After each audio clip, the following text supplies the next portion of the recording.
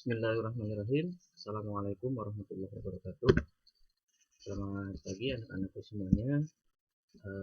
Berjumpa lagi dengan Bapak di sini dalam pembelajaran mode daring, dan untuk pembelajaran mode daring di minggu ini kita akan mengupas mengenai bahasan dari pernyataan ekuivalen.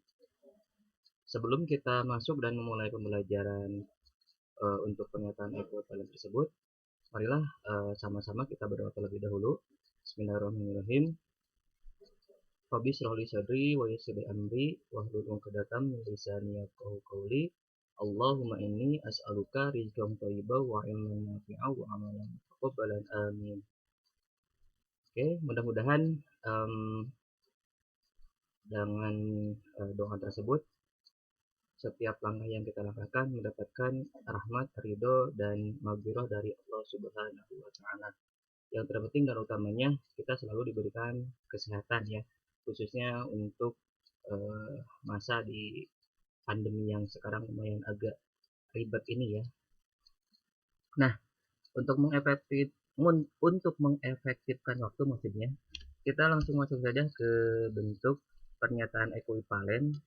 Yang disebut dengan ekuivalen itu adalah, atau definisinya ini bisa dibaca juga. Jadi dua pernyataan dikatakan ekuivalen jika memiliki nilai kebenaran yang sama, begitu ya. Nah, simbol dari ekuivalen itu sebenarnya ada dua. Yang pertama itu ada yang garis 3, hampir sama dengan bentuk sama dengan, tapi ini mah garisnya ada 3. Atau yang kedua kayak tanda panah ke kanan ke kiri. Dan kalau kita gunakan tanda panah ke kanan ke kiri itu khawatir apa istilahnya bisa tertukar atau khawatir tertukar dengan bentuk dari duplikasi. Jadi di sini Bapak menggunakan bentuk ekuivalen itu adalah yang menggunakan garis 3 yang seperti bentuk sama dengan ya. Oke, untuk contohnya kurang lebih seperti ini. Nah, ini dibacanya adalah negasi ya. Nah, negasi dari P dan Q. Masih ingat kan, bentuk dan ini adalah bentuk simbol dari pernyataan majemuk yang menggunakan kata penghubungnya adalah kata dan.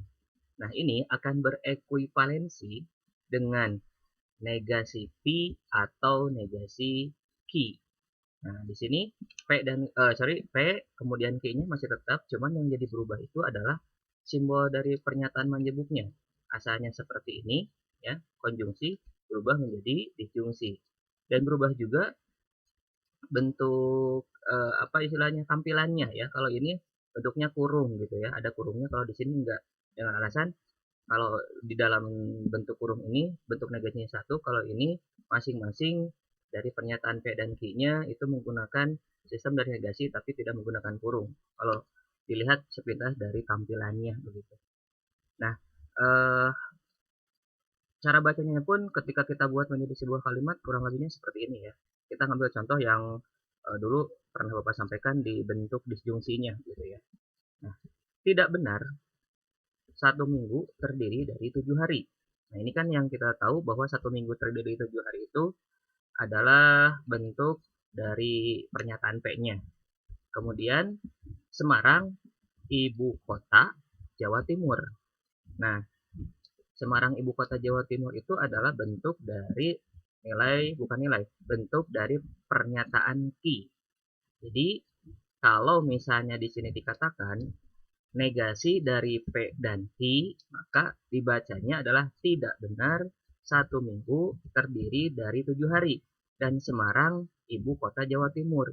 Jadi kalau ada yang mengatakan Semarang ibu kota Jawa Timur kemudian satu minggu terdiri dari 7 hari, itu konteksnya di sini tidak benar atau apa salah begitu. Nah, bentuk kalimat ini akan sama atau berekuivalensi dengan kalimat yang kedua. Nah, yang negasi P atau negasi Q. Yang bentuk kalimatnya adalah satu minggu tidak terdiri dari 7 hari, atau satu minggu bukan terdiri dari 7 hari, atau Semarang bukan ibu kota Jawa Timur. Ya, paham ya sampai sini? Jadi ini masih menggunakan P dan masih menggunakan premis P dan premis Q, Tapi di mana premis P kemudian premis Q-nya tersebut kita buat menjadi yang satu di kalimat majemuk konjungsi dan yang satu di kalimat majemuk disjungsi ya. Jadi kurang lebih cara bacanya seperti ini. Nah, kalau kalian masih bingung atau misalnya kurang kurang puas lah dengan bentuk pembuktian kalimat ini, kita akan buktikan contoh di sini itu dengan pembuktian tabel kebenaran. Pembuktian tabel kebenarannya kurang lebih seperti ini. Nah, disajikan masih samalah dengan porsi sebelumnya. Ada P, ada Q, kemudian di sini kalau P dan Q berarti hanya ada 2 premis, berarti hanya ada 4 baris ke bawah ya, karena 2 pangkat N begitu.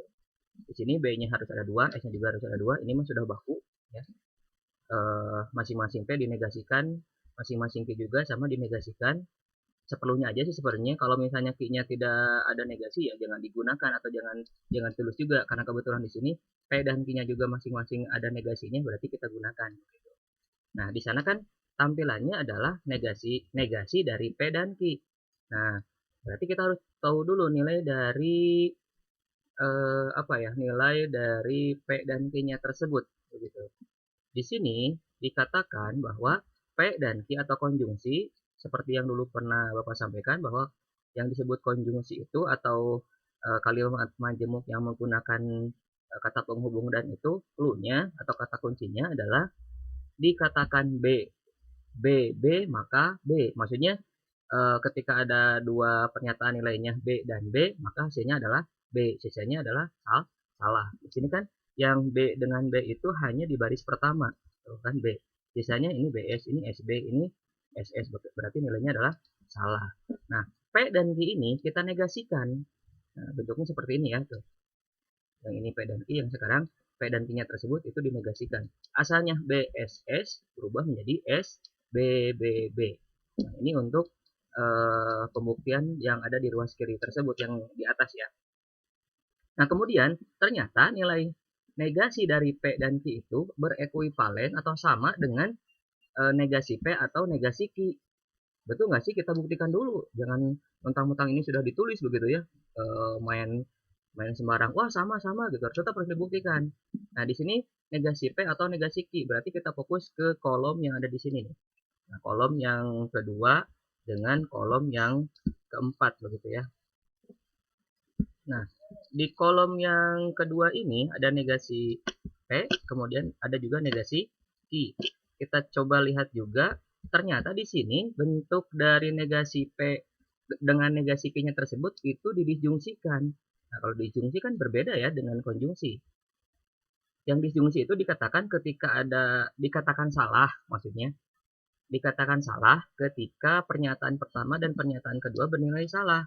Nah, di sini pernyataan pertama dan pernyataan pertama dan pernyataan kedua yang salah itu adanya di baris pertama. Nah, yang ini. Nah, gitu ya. Sisanya ada nggak yang seperti itu ya? Ternyata nggak ada. Berarti di sini ketika S dan S maka hasilnya adalah salah. Sisanya adalah benar. Nah, coba kita buktikan juga antara kolom yang ini dengan kolom yang ini. Nah, yang kolom dari negasi P dan Q, maksudnya kolom dari negasi dari P dan Q dengan kolom negasi P atau negasi Q. Sama nggak? Nah, persis banget ya. Nah, berarti ini judulnya adalah terbukti. Seperti itu. Ini pembuktian dari bahwa negasi dari P dan Q itu akan berekuivalensi ya dengan negasi P atau negasi Q. Jadi pola pembuktiannya seperti itu. Silakan kalian lebih mudah menggunakan pembuktiannya dengan kalimat enggak, dengan tabel kebenaran juga silakan, tidak jadi masalah. Nah, dari pola pembuktian ini kita dapat ambil atau ada kesimpulan lain bahwa pernyataan yang berekuivalensi itu adalah bukan hanya satu, ternyata lumayan ada agak banyak juga ya. Yang pertama adalah negasi dari P dan Q akan berekuivalensi dengan negasi P atau negasi Q. Dan yang kedua, kebalikannya, negasi dari P atau Q berekuivalensi dengan negasi P dan negasi Q.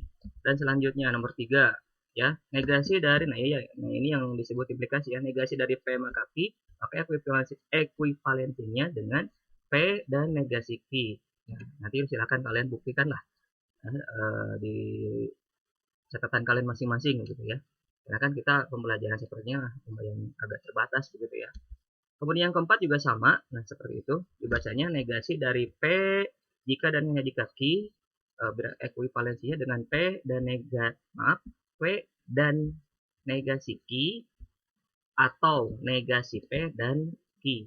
Ini gabungan antara konjungsi dengan disjungsi dari sebuah implikasi. Ada juga P maka Q, maka ekuivalensinya dengan negasi Q, maka negasi P ini yang kemarin sudah yang dua pertemuan sebelumnya, apakah ini termasuk converse, inverse, atau kontraposisi ya, pernah kita bahas. Coba dicek kembali catatannya.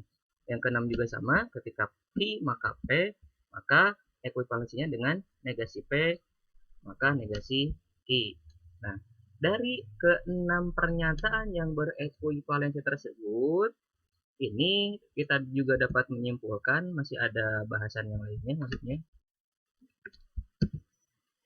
Nah, sebelumnya untuk poin yang nomor 1 dan poin nomor 2 ini yang disebut dengan hukum De Morgan ya. Ini bukan Morgan yang Geonomisowe ya, itu beda lagi. Nah, itu mah oi. Nah, seperti itu. Ini mah negasi. Nah, kebetulan kan bentuknya berkebalikan begitu ya. Yang ini sepertinya sama dengan ini, tapi yang ini juga sepertinya sama dengan yang ini. Nah, oke. Kita lanjut. Berlaku juga tiga hukum ya. Yang pertama hukum komutatif, yang kedua hukum asosiatif, dan yang ketiga hukum distributif. Kalau hukum komutatif itu ruas kiri jadi bolak-balik kebalikannya P atau Q ekuivalennya dengan Q atau P. Begitupun yang ini P dan Q ekuivalensinya dengan Q dan P. Ini yang disebut hukum komutatif. Ketika 2 tambah 3 nilainya akan sama dengan 3 tambah 2. 2 tambah 3 berapa? 5 kan? Kalau 3 tambah 2 juga berapa? 5 seperti itu. Nah, ini hukum asosiatif. Hukum asosiatif apa istilahnya? Bentuk kompleks dari hukum komutatif ya. Jadi ada 3 unsur yang digunakan. P dan Q, maksudnya P yang dikonjungsikan dengan Q dan R akan sama dengan P dan Q yang dikonjungsikan dengan R. Begitupun yang kedua. Kemudian yang ketiga distributif, ini bentuk pengembangan lagi dari hukum asosiatif. Ya, jadi kenapa pengembangan? Karena kalau ini kan menggunakan bentuk pernyataan menyambungnya sama ya. Ini konjungsi semuanya. Ini juga disjungsi semuanya. Kalau distributif, ini pengembangannya. Ketika yang satu dikonjungsikan dan disjungsikan, nah bentuknya pengembangannya kurang lebih seperti ini. Dibacanya kurang lebih seperti ini. P yang dikonjungsikan dengan supaya lebih efektif cara bacanya, P dikonjungsikan dengan Q atau R. Maka hasilnya akan P dan Q atau P dan R. Nah, seperti itulah cara bacanya supaya lebih enak gitu maksudnya dalam penyampaiannya ya. Yang pasti ketika ada bahasa dan berarti konjungsi, ketika ada bahasa atau itu adalah disjungsi, kemudian ketika ada bahasa jika titik-titik maka titik-titik, maka jika titik-titik maka titik-titik itu adalah bentuk dari implikasi, kemudian jika dan hanya jika itu adalah bentuk dari diimplikasi ya. Kemudian ada contoh soal juga ya. Pembuktian sebuah soal. Nah, di sini dikatakan tunjukkan atau buktikan. Buktikannya terserah sih kalau Bapak di sini mengambil contoh dengan bentuk tabel kebenaran. Jadi tunjukkan atau buktikan dengan tabel kebenaran bahwa P maka Q ekuivalen dengan negasi P atau Q. Nah, di sini kan hanya ada negasinya itu hanya ada P saja, berarti negasi Q kan tidak dibawa. Berarti dalam tabel kebenaran pun negasi Q-nya nggak usah ditulis. Ya. Dan udah terlalu banyak maksudnya. Nah, Bapak sandingkan negasi P-nya dengan P juga ya di sini biar lebih enak. Karena di sini BBSS, di sini SSBB. Nah, ini PSBS. P maka Q. P maka Q yang ini kan, ya, pernyataan yang kirinya begitu. Masih ingat kan kalau implikasi itu apa? Dikatakan salah ketika pernyataan pertamanya benar dan pernyataan keduanya salah, atau tukang kerupuk ya. Ketika tukang kerupuk membawa BS, nah, pasti akan selalu disalahkan. itu. Sisanya kan di sini BB, SB, SS itu nilainya benar seperti itu. Nah, yang ini P dan Q itu ekuivalensi atau berekuivalensi maksudnya dengan negasi P atau Q, betul nggak sih? Nah, kalau di sini kan kalian cuma ketika lihat langsung aja, oh iya betul, padahal belum kita buktikan. Ya, tetap segala sesuatunya harus ada sebuah pembuktian. Negasi P atau Q, negasi P ini berarti di sini. Nah, di sini kan menggunakannya atau ya. Nah, kalau menggunakan atau berarti tidak lagi kata kuncinya kalau atau itu kemarin atau tadi disampaikan katanya cari yang SS ya. Nah, di sini yang SS itu adanya di baris yang kedua. Nah, di sini yang SS itu adanya di baris kedua. Nah, ketika SS sama dengan S, sisanya adalah D. Ya. Dan kita perhatikan di sini untuk kolom P maka Q dengan kolom negasi P atau Q nilainya sama nggak? Nah, sama, berarti P maka Q berekuivalen dengan negasi P atau Q itu ternyata sudah terbukti. Nah, jadi pembuktiannya kurang lebih seperti itu. Oke, paham ya sampai sini ya? Nah, ini mohon maaf harusnya Bapak sampaikan itu ketika harusnya Bapak sampaikan sebelum ke penarikan kesimpulan ya. Karena di sini bentuk yang berekuivalensi itu nanti akan kita bahas juga dalam menentukan sebuah penarikan kesimpulan ya, seperti itu.